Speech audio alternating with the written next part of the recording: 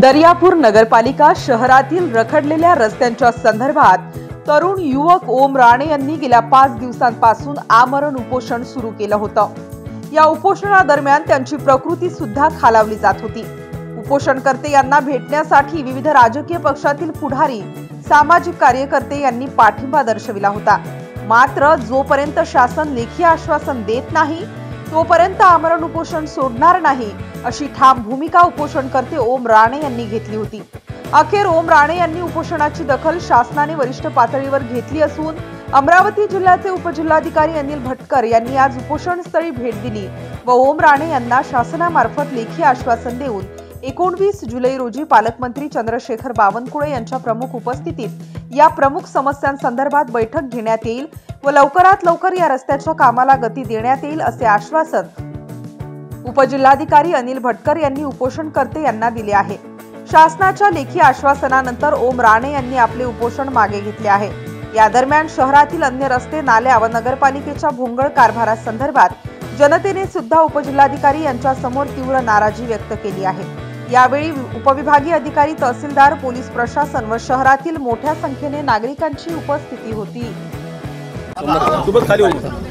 विषय एवढा आहे की ज्या विषयासाठी ओम राणेंचं उपोषण सुरू आहे त्या संदर्भात मला इथं पाठवलेलं आहे। बरोबर आहे। आता मला माहिती आहे की आता बऱ्याचशा अडचणी आहेत, रस्ते नाहीत, नाले नाही, पथदिवे नसतील, आहे की नाही, ह्या गोष्टी आहेतच। काही म्हणजे त्या काही नगर परिषद म्हटलं ते विषय आले त्या आणि अडचणी पाण्याचा विषय हो तर त्या संदर्भात काल ओमचं आणि पालकमंत्री महोदयांचं फोनवर बोलणं झालं। बरोबर आहे। आणि त्यांनी सांगितलं की तुझे जे विषय आहेत ते मला पाठव, मी RDCला तिथं पाठवतो, त्यांच्याकडे त्याची कॉपी द्या आणि तुम्ही उपोषण सोडा, याचा मी पाठपुरावा करून घेतो, आपण करून घेऊ असं स्पष्ट त्यांनी सांगितलं। आणि मला फोन करून सांगितलं की तुम्ही जा आणि ओमचं उपोषण सोडवा आणि ते करण्यासाठी आपण पूर्ण पाठपुरावा करू असं मंत्री महोदयांनी स्वतः सांगितलं। त्यामुळे आपले जे रस्ते आहेत, आता जो 61 कोटीचा प्रस्ताव शासनाला सुवर्ण जयंतीमधून गेलेला आहे, 61 कोटीचा जो प्रस्ताव गेलेला आहे हो तोच समजा तोच तर तो प्रस्तावाचा पाठपुरावा करू। त्यामध्ये प्रायोरिटीचा विषय जो आहे आपला मेन डॉक्टर साबळेंच्या दवाखान्यापासूनचा जो विषय, हॉस्पिटलचा जो विषय आहे तो विषय प्रामुख्यानं आणि तो प्रामुख्याने घ्यायचा। त्याच्या आजूबाजूचे जसे जसे प्रायोरिटी नसतील तसे आपण घेऊ असं सर बोलले। हो घेऊ ना, तर ती प्रायोरिटीने घेऊ आणि त्यामुळे ते सगळं मी पालकमंत्री महोदयांकडे उद्या ऑफिसला त्यांच्या पोहोचून स्वतः देणार आहे। आणि त्यासाठी 19 तारखेला त्यांनी ओमला बोलावलं आहे बैठकीसाठी आणि त्यांनी सांगितलं। आता तुम्हाला आणखी एक पद्धत सांगतो की मंत्री महोदय जे कामं शासकीय स्तरावर पेंडिंग आहेत मंत्रालयीन स्तरावर, त्यासाठी असे प्रस्ताव प्रत्येक डिपार्टमेंटकडून घेऊनही त्याचा पाठपुरावा स्वतः करतात। आणि हा पण प्रस्ताव त्यांनी बोलावला आहे की मी स्वतः त्याचा पाठपुरावा करतो।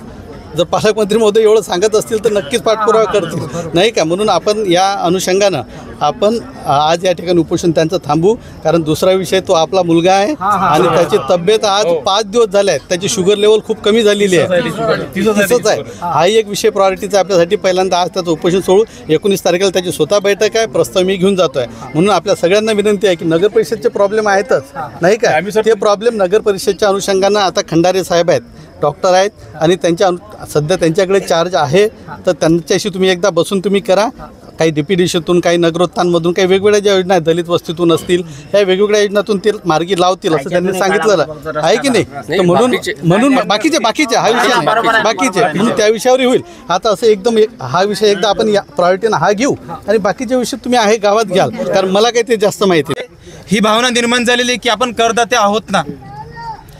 आज साहेबांनी आणि काल आपल्याला ज्यावेळेला पालकमंत्र्यांनी असं आश्वासन दिलेलं आहे की आपल्याला प्रामुख्याने आपल्याला जी रस्ते करता येतील ते तातडीने आपण करून देऊ आणि त्याकरिता आपले जिल्हाधिकारी साहेब सुद्धा त्याचा फॉलोअप घेतील। 19 तारखेला त्यांनी एक मीटिंगसुद्धा अरेंज केलेली आहे आणि त्या मीटिंगमध्ये आपल्या परिसरातील जास्तीत जास्त रस्त्यांचा कशाप्रकारे प्रस्ताव देण्यात येईल याकरिता आम्ही विशेष पाठपुरावा करू आणि प्रयत्न करू असं आपल्याला साहेबांनी सांगितलेलं आहे। अशाच वेगवान घडामोडी पाहण्यासाठी आमच्या चॅनलला लाईक व सबस्क्राईब करायला विसरू नका।